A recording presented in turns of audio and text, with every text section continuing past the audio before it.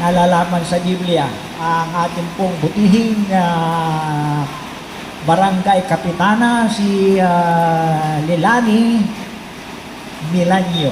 Salamat po sa Diyos at sa kanyang mga kagawad at sa ating mga barangay pulis, sa ating mga kababayan na nagpahintulot para kami po ay makapagdao sa inyo ng ganitong pag-aaral ng Biblia. Ito po'y layunin ng ating Panginoong Hesus na maipangaral ang kanyang mga salita. Bago po siya umakyat sa langit, ang kanyang tungbilin sa mga apostol, nakasulat po yan sa isang talata ng Mateo, Kapitulo 28, ang talata ay 18 hanggang 20, ganito po ang nakasulat. Isinulat ng ating ebanghelistang si San Mateo. Ang sabi niya, at lumapit si Jesus sa kanila at sila'y kanyang kinausap na sinasabi, ang lahat ng kapamahalaan sa langit at sa lupa na ibigay na sa akin. Ito po, nung pagkatapos na si Kristo'y mabayubay sa krus, ikatlong araw, minamatay siya, inilibing, ikatlong araw, nabuhay na maguli. Nangaral pa siya, at ito po yung kanyang tagubilin. Lumapit siya doon sa mga apostol, at sila'y kanyang kinausap na sinasabi, ang lahat ng kapamahalaan sa langit at sa lupa na ibigay na sa akin. Dahil dito, sabi sa 19, dahil dito magsiyaong kayo at gumawa ng mga alagad sa lahat ng mga bansa, na sila'y inyong bautismuhan sa pangalan ng Ama, ng Anak at ng Espiritu Santo. Ayan. Dahil dito, nung ibigay ng Ama sa Kanya ang kapamahalaan sa iglesia, sa langit at sa lupa, kasi po ang iglesia na dapat po nating samahan, aniban o pasukan, yung iglesyang nag-iiksi sa langit at sa lupa. Meron kasing mga iglesia, hindi po nag-iiksi sa langit. Bakit? Ay gawa lang kasi ng tao. Meron pong iglesia gawa ng Diyos. At yung iglesyang gawa ng Diyos, nag-i-exist yun sa langit at sa lupa. Kaya ang sabi niya, ang lahat ng kapamahalaan sa langit at sa lupa na ibigay na sa akin. Bakit ang iglesia ay kailangan, 18 muna, bakit ang iglesia kailangan mag-exist sa langit? Kasi po, ang iglesia po, hindi lang tao ang ililigtas. No? Pati mga anghel nangangailangan din ng kaligtasan. Kaya ang iglesia, nag-iiksi sa langit, nag-iiksi sa lupa. Kasi ililigtas ng Diyos yung mga tao. Tayo pong mga tao, ililigtas. Kaya yung iglesyang nasa langit, ibinabayan sa lupa ng ating Panginoong Jesucristo nang siya ay pumarito. Ayon. Nung siya po ay parusahan at ipako sa cross, namatay, ikatlong araw, nabuhay na maguli, umakyat sa langit. Bago siya umakyat sa langit, sabi niya sa mga apostol, ang lahat ng kapamahalaan sa langit at sa ibabaw ng lupa na ibigay na sa akin. Dahil dito magsiyaong kayo at gumawa ng mga alagad sa lahat ng mga bansa. Ayon. So, ibig sabihin, gusto po ng Diyos na ang iglesia ay malagyan ng mga alagad. Gagawa ng mga alagad at ilalagay sa iglesia upang itong mga ito ay makapaglingkod sa Diyos. Ayon. Kaya sabi niya, ang lahat ng kapamahalaan sa langit at sa lupa na ibigay na sa akin, dahil dito magsiyaong kayo at gumawa ng mga alagad sa lahat ng bansa. Bansa ba ang Pilipinas? Bansa. Sa makatuwid, isa ang Pilipinas sa gagawa ng alagad.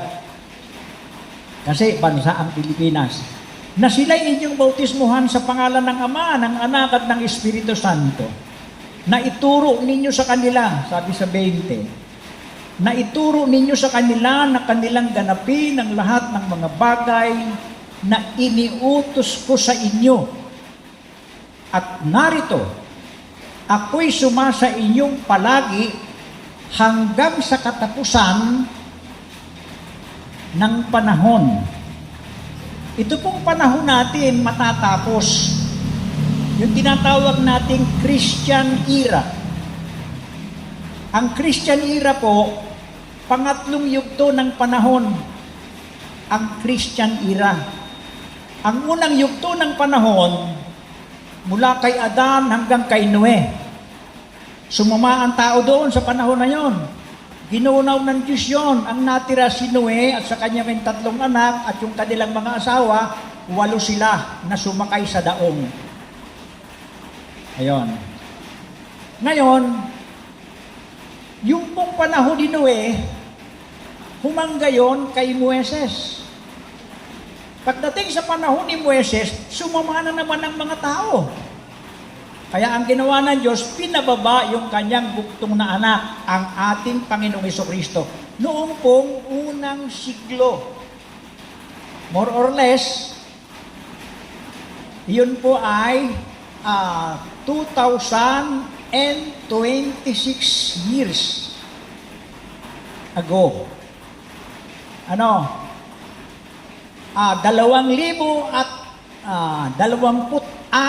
na taon na ang nakararaan at 1 buwan at 8 araw. To be exact, Kasi ngayon ay Pebrero 8. February 8. Kaya 1,000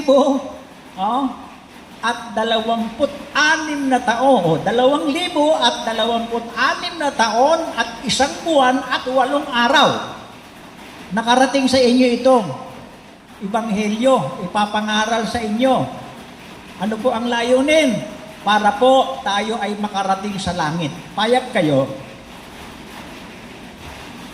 Kasi kung hindi rin lang kayo makakarating sa langit, aanin pa natin ito. Ang relihiyon po, ang intensyon, makuha natin uli yung buhay na walang hanggan. Kung hindi mo ma-achieve ang buhay na walang hanggan, useless ang relihiyon mo. Huwag ka nang magrelihiyon. Kasi iyan po ang ibig sabihin ng relihiyon. Ang meaning ng religion, maibalik sa atin yung buhay na walang hanggan na nawala kay Eva at kay Adam hanggang sa panahon ni Noe, hanggang sa panahon ni Moises, na sa ating panahon, ibinabalik sa atin ng Diyos sa pamamagitan ng ating Panginoong Hesukristo. Payag kayo, mga kapatid, mga magulang at mga kababayan?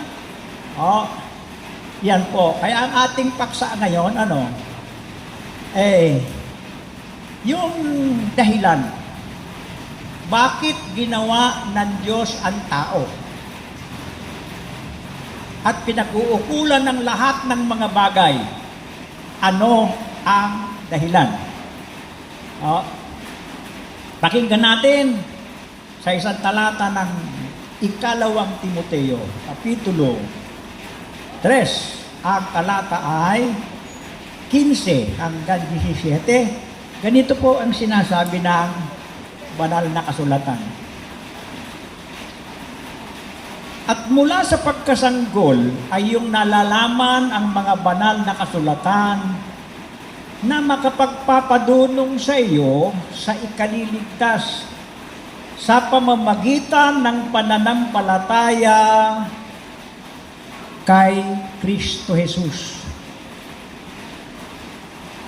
Mula sa pagkasanggol, ito pong sanggol na sinasabi rito, hindi po ito yung ipinanganak ng nanay.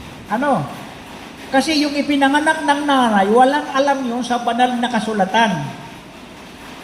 Ito po, yung pangalawang kapanganakan ng tao.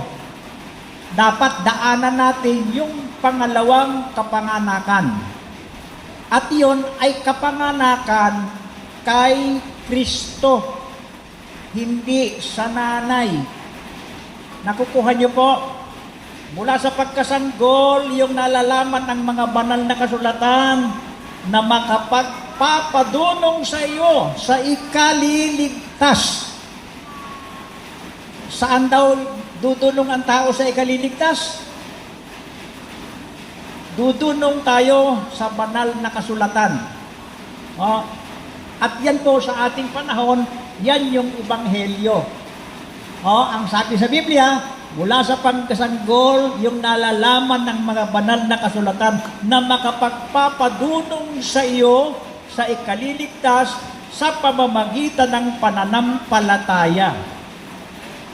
Meron pong sinasabing pananampalataya. Ang pananampalataya po, tinatawag na faith, yan yung mataas na uri ng paniniwala.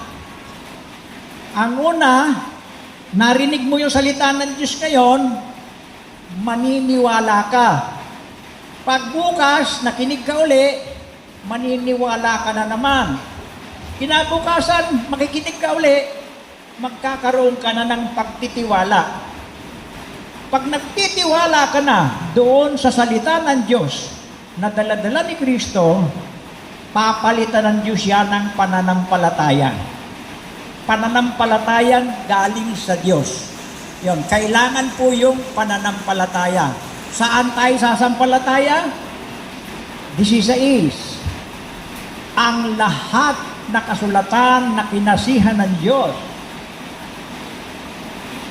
ang lahat na mga kasulatan na kinasihan ng Diyos ay mapapakinabangan din naman sa pagtuturo, sa pagsansala, sa pagsaway, sa ikatututo na nasa katuwiran.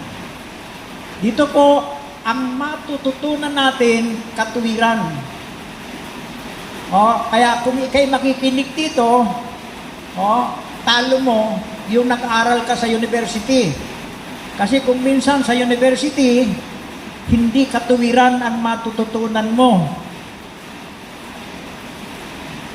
Payag kayo doon?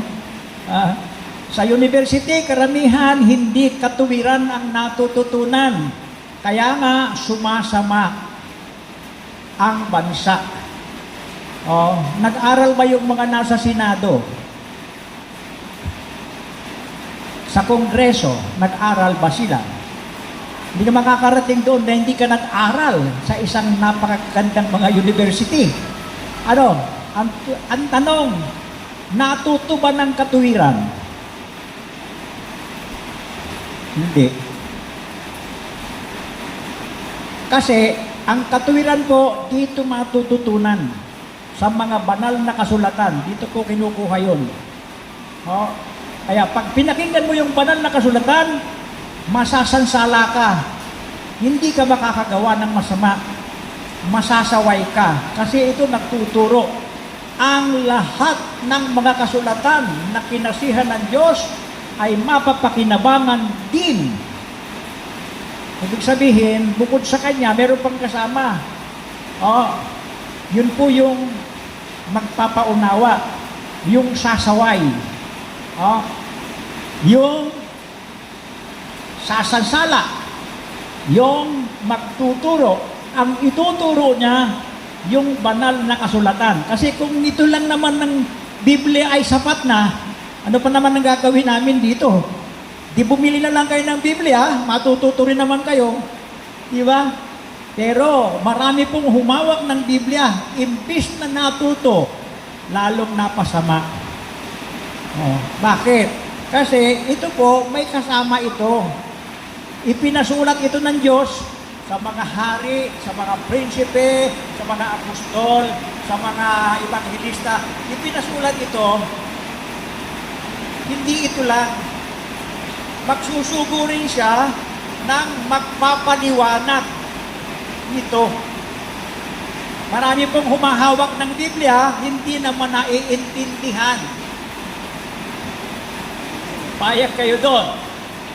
Maraming humahawak at nagbabasa ng Biblia, hindi naiintindihan. Kuha tayo ng ibang pruweba. O, pakinggan natin. Ano po? Ito, pruweba ito, na hindi naiintindihan ng mga magbabasa yung banal na kasulatan. Karamihan po dyan. Pakinggan natin sa isang talata ng Juan,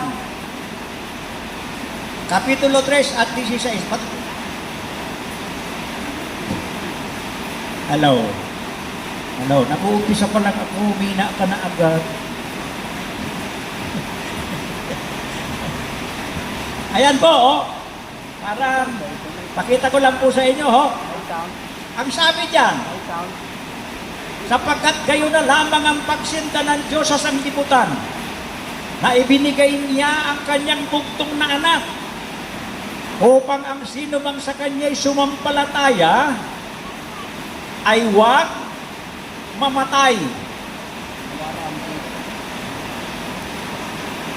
kundi magkaroon ng buhay na walang hanggan. Payag kayo dyan na pag sumampalataya ka, hindi ka na mamamatay. Nanay, payag kayo, nanay. Pag sumampalataya ka daw, hindi ka na mamamatay. Kundi magkakaroon ka pa ng buhay na walang hanggan. Totoo ba yan o hindi? Totoo po yan. Salita yan ng Diyos. Totoo yan. Na pag sumampalataya ka, hindi ka na mamamatay.